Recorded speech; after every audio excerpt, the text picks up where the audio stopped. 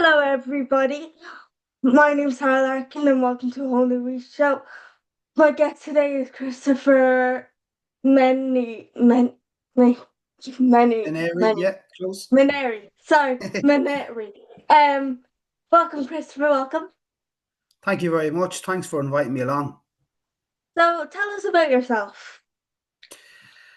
Okay, so I am a father of three, two boys and a little girl. I work in education. I support young people who are deemed at risk of early school leaving. So I work in a number of schools, supporting young people, I suppose, who have barriers to education. So our aim is to increase young people's attendance and participation in school. Um, we do this a number of ways: one-to-one, group work, after-school programs, summer programs, transition programs, and so on. So yeah, it's a job that not a lot of people have heard of. It's it's TUSLA funded. It's TUSLA funded role, but I really enjoy it, and I really enjoy working with young people. Can you tell us about TUSLA and what they do, in case people So don't know?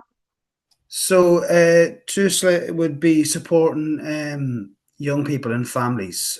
So my our program will be funded through the Education Support Service under TUSLA. Um, so it would be separate from the child and family services. They would fund us, but we would work within the schools and not really have much affiliation with TUSLA themselves. Um, so yeah, I'm a coach as well, football coach. You I are? coach with Yeah, I coach with Woodview Celtic, so I've been coaching for 11 years. Um, so yeah, I keep quite busy. I don't get many evenings to myself. um, and you're also an author. Can you tell us about that? Yeah, so look, it's something I really enjoy doing, and it's something that I kind of put off for many years. For a number of reasons. I suppose having kids, you're busy, But Yeah. it was something I suppose I always wanted to do. It was always in the back of my head, but I didn't really have the confidence to go for it. I think when you reach your thirties, you just kind of say, "Look, it's now or never." Um, so I think how it came about was my kids coming home from school and asking me to help them write stories for English class and whatnot. So they were surprised at how easy I found it to come up with a story on the spot. It sort of brought back or encouraged me to get writing. So as I said, it was always something I always wanted to do. So why not now? I suppose it was a hidden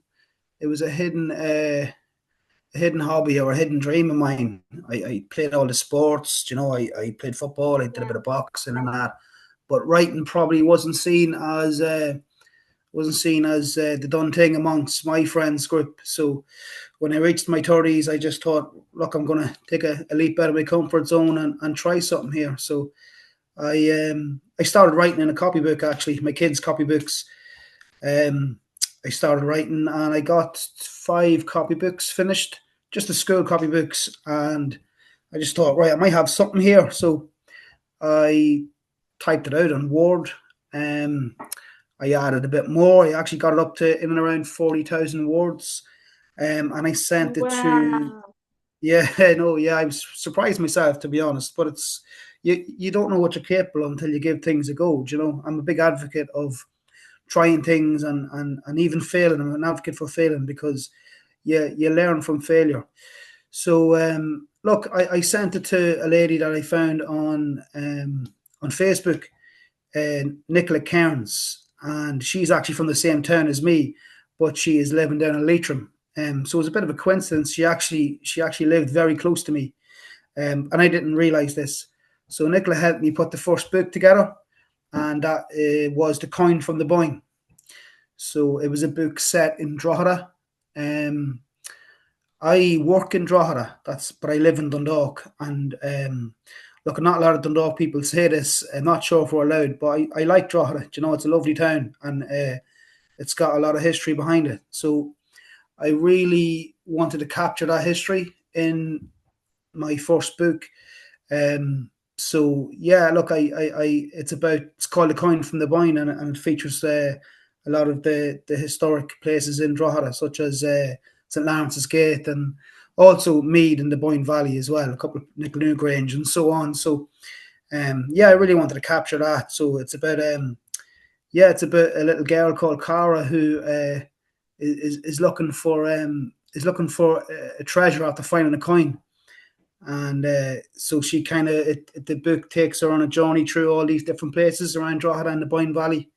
So yeah, look, it all happened very fast for me, and look, I wrote it, got it published, and yeah, I just didn't really think too much of it, like, and I just done it. And look, when I reflect back on it, I'm so happy that I took this leap out of my comfort zone um and published, So Yeah. If you could give one piece of advice to a person, what advice would that be? yeah, definitely. As I was saying there, just take a leap out of your comfort zone. Do something that scares you. Because look, if you fail, that's fine. Failure is absolutely fine. I'm a big advocate for failing because, as I said, you learn a lot more from failing than you do from succeeding the first time. Fail, fail, fail, and fail again, and eventually you learn enough that you will succeed at some point. Just jump out of that comfort zone head first. Don't overthink things. Just try them. If it doesn't work out, it's fine. You'll have no regrets trying things.